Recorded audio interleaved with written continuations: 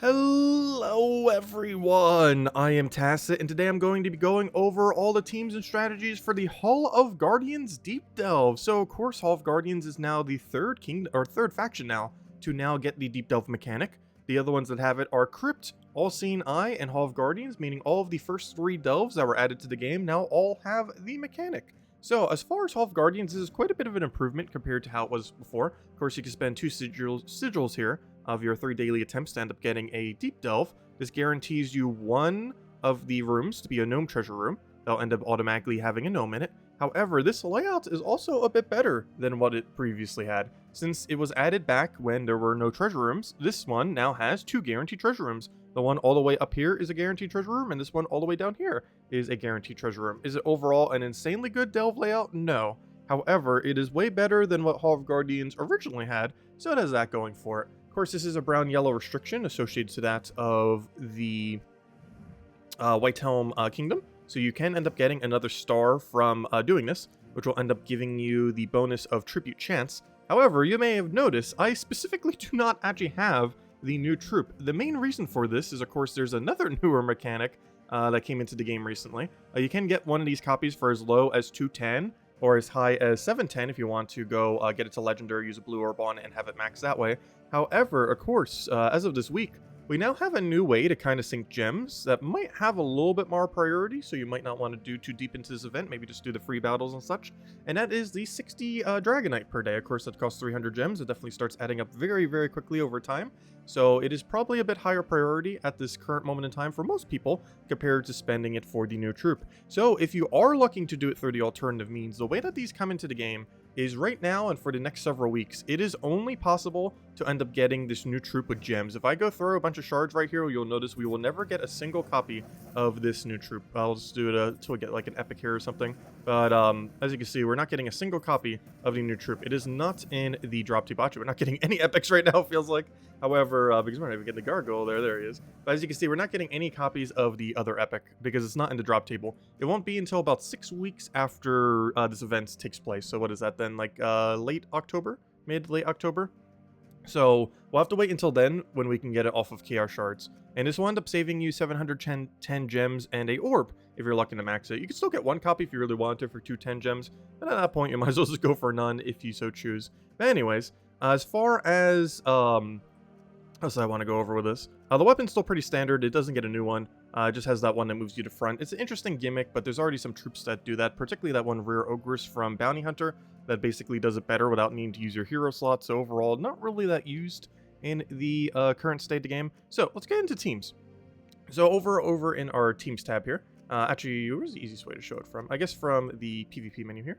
So as far as teams, it is standard brown-yellow, so we have access to any brown-yellow, and of course, as per usual, you can use any hero weapon that you so choose. So all these will be in the description below if you want to go copy-paste any of them. So here's pre-standard Guard's Avatar. You use Guard's Avatar, Surquai, and Hadley. Surquai and Hadley gives all knights 50% mana start. Guard's Avatar is a knight. It's basically Rowain build when you don't have access to Rowain. You can use any weapon you want. Hero weapon is not bound to the color restriction, so you can just use any mana accumulating weapon there, and you're good to go. And Harpy Mage is here for second turn enchant. You'll likely have enchant accessible to the location, especially if you just have it to about 100, 110, whatever you needed for the auto enchant. So even if you're buying no potions, you're still going to have the enchant mechanic most likely. So you can end up using that, get a second turn empower essentially on Harpy Mage, get that going, and just kill it out with Guard's Avatar for the earlier fights. Next, we have ourselves a little bit of a deeper one where we actually run Chalcedony, something that we previously weren't able to run in this location in the past.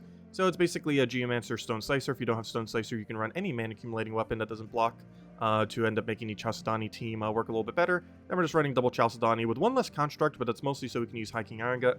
High King Iron Gut will absorb all those browns and then just take Devours where it can, whereas Chalcedony will just be looping its brown, and this thing, of course, also loops into itself if you happen to be using this weapon, since it can feed brown back into itself, also feeding the vital brown that the rest of your team needs.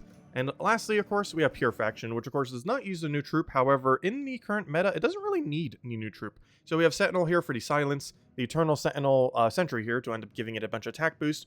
You don't necessarily need to cast this, but you sometimes do if you want to get a big boost for the final fight. Kind of cast it a few times, get the Silent Sentinel up while it still has its armor, get a really huge attack value, and then you could combine that into Gargoyles. Because once you can end up killing out the first two, you kind of auto-win. Because the first one is a Silent Sentinel, and then the second one is their own Gargoyle, and you really need that Gargoyle to die. So you kind of need to pressure down the first slot, because if you can get that Gargoyle silenced, you basically win. So if you can quickly kill their Silent Sentinel or your Silent Sentinel by buffing your attack and just casting Gargoyles, and then get their Gargoyle silenced, you basically auto-win from that point. But that Gargoyle is generally the main thing that makes this one of the most annoying pure factions in the entire game.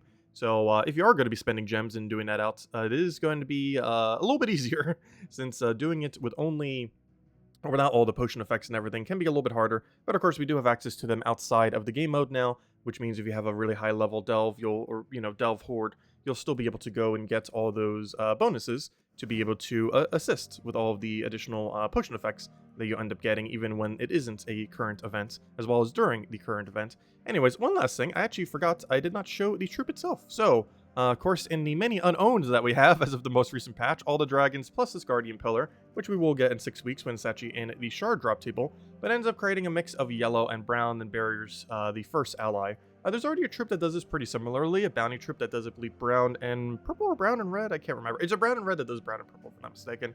So we already kind of have something that does that for a lower mana cost, and it does it to a random, but this one does it to first, which I guess in some situations first could be better. But overall, it's just kind of clunky, really high mana cost for what it does. It's normally going to be missing its ability.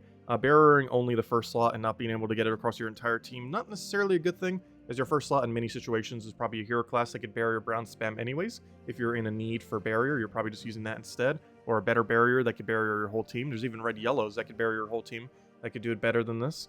And the only thing it really has going for is Stone Skin and Dispel Armor, but you don't necessarily need that.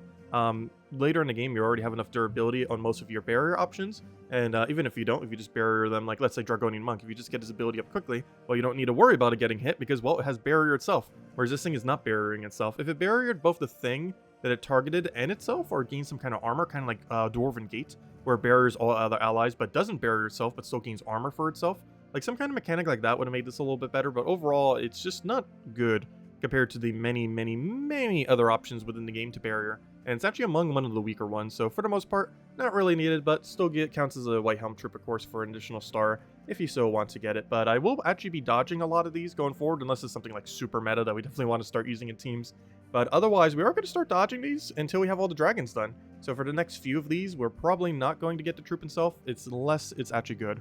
And that'll save us a little bit of gems, so we can keep getting the dragons, so we can go show those as soon as we can possibly do so, based on RNG. But anyways, guys, that'll wrap it up for now. If you have any other questions, feel free to leave it in the comment section below. All of the teams mentioned in this video will be in the description if you want to go copy and paste any of them. And I hope you all have a wonderful weekend. Also, happy International Dog Day today. And best of luck on the new Hall of Guardians layout. I will catch you guys later. Goodbye, everyone, and thanks for watching.